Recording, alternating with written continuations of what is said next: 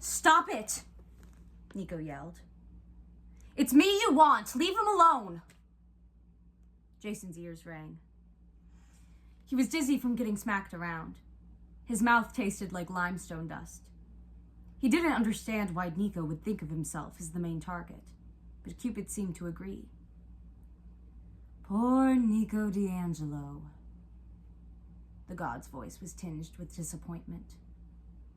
Do you know what you want, much less what I want? My beloved Psyche risked everything in the name of love. It was the only way to atone for her lack of faith. And you? What have you risked in my name? I've been to Tartarus and back, Nico snarled. You don't scare me. I scare you very, very much. Face me. Be honest. Jason pulled himself up. All around Nico, the ground shifted. The grass withered, and the stones cracked as if something was moving in the earth beneath, trying to push its way through. Give us Diocletian's scepter, Nico said. We don't have time for games. Games? Cupid struck, slapping Nico sideways into a granite pedestal. Love is no game. It is no flowery softness. It is hard work, a quest that never ends. It demands everything from you, especially the truth. Only then does it yield rewards. Jason retrieved his sword. If this invisible guy was love, Jason was beginning to think love was overrated.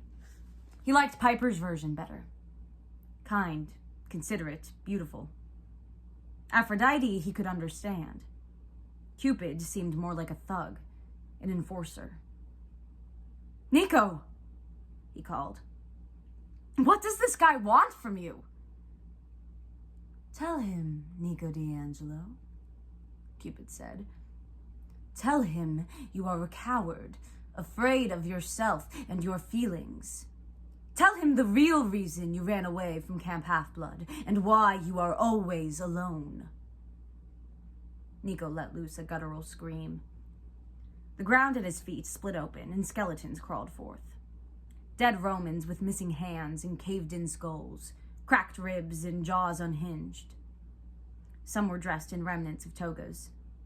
Others had glinting pieces of armor hanging off their chests.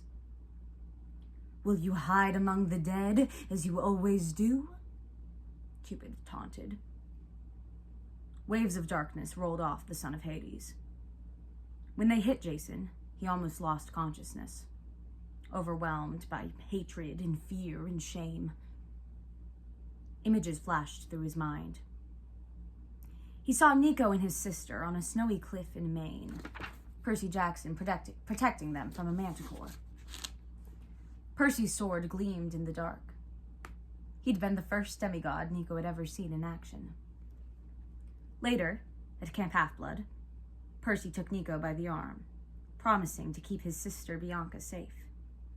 Nico believed him. Nico looked into his sea-green eyes and thought, how can he possibly fail? This is a real hero. He was Nico's favorite game, Mythomagic, brought to life. Jason saw the moment when Percy returned and told Nico that Bianca was dead. Nico had screamed and called him a liar. He'd felt betrayed, but still, when the skeleton warriors attacked, he couldn't let them harm Percy. Nico had called on the earth to swallow them up, and then he'd run away, terrified of his own powers and his own emotions. Jason saw a dozen more scenes like this from Nico's point of view, and they left him stunned, unable to move or speak. Meanwhile, Nico's Roman skeletons surged forward and grappled with something invisible. The god struggled, flinging the dead aside, breaking off ribs and skulls, but the skeletons kept coming, pinning the god's arms. Interesting, Cupid said. Do you have the strength after all? I left Camp Half-Blood because of love. Nico said. Annabeth, she... Still hiding, Cupid said, smashing another skeleton to pieces. You do not have the strength. Nico, Jason managed to say. It's okay. I get it. Nico glanced over, pain and misery washing across his face. No, you don't, he said. There's no way you can understand. And so you run away again, Cupid chided. From your friends, from yourself. I don't have friends, Nico yelled. I left Camp Half-Blood because I don't belong. I'll never belong.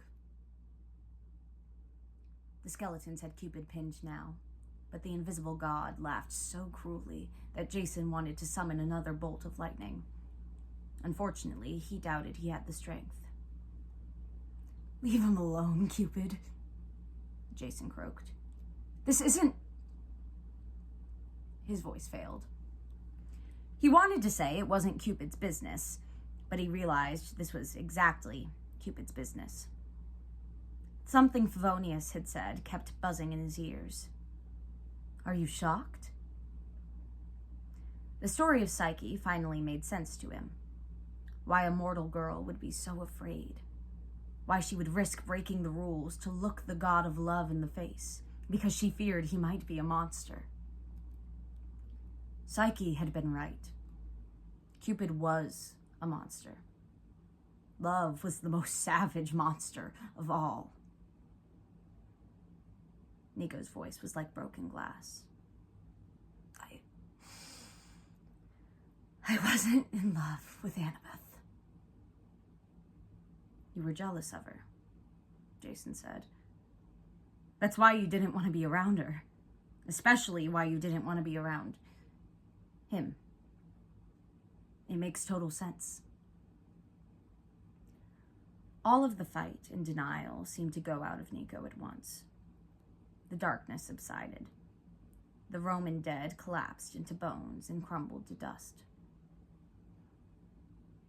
I hated myself, Nico said. I hated Percy Jackson. Cupid became visible. A lean, muscular young man with snowy white wings, straight black hair, a simple white frock, and jeans. The bow and quiver slung over his shoulder were no toys. They were weapons of war. His eyes were as red as blood, as if every Valentine in the world had been squeezed dry, distilled into one poisonous mixture. His face was handsome, but also harsh, as difficult to look at as a spotlight. He watched Nico with satisfaction, as if he'd identified the exact spot for his next arrow to make a clean kill. I had a crush on Percy, Nico spat. That's the truth. That's the big secret. He glared at Cupid. Happy now?